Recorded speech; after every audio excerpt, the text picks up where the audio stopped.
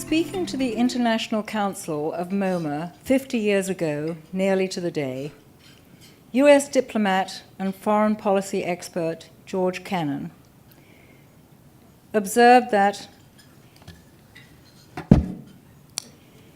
in the creation of beauty and in the great monumental works of the intellect, and there alone, human beings have been able to find an unfailing bridge between nations. In the depths of the Cold War, he advocated for international exchange in the arts because he knew that cultural exchanges are ultimately about bringing people together. Few institutions promote goodwill and understanding across cultural divides as effectively as MoMA. To accept the Foreign Policy Association Medal on behalf of MoMA, we are honored to be joined by MoMA's dynamic and visionary director, Glenn Lowry. I am particularly delighted, having watched his brilliant career for some 3 decades. In the 1980s, he was the young curator of Islamic art at the Sackler Gallery in Washington, D.C., when it opened as the National Museum of Asian Art. He was a great success, to my husband's admiration.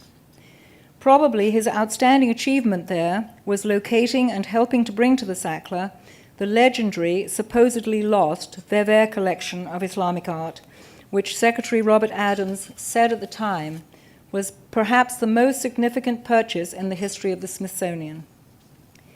Glenn went on to lead the Art Gallery of Ontario and became head of MoMA in 1995, since when MoMA has grown and flourished. MoMA is tremendously important to New York City and to the whole world, with its cutting-edge national and international exhibitions, loan programs, publications, websites, educational activities, library and archives, film and video programs, including an excellent selection of foreign films, and special events which include hosting world leaders as it promotes international cooperation. MoMA's international perspective has never been more intense or more robust. In Glenn Lowry's words, MoMA is going global because the world is going global. For Glenn, museums are participatory spaces that can bind people to the values of tolerance, freedom of expression, and respect for human dignity. MoMA's voice is clear, powerful, and inspiring.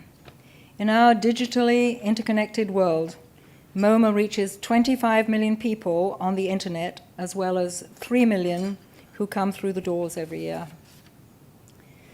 The Foreign Policy Association takes great pride in presenting its medal to the Museum of Modern Art.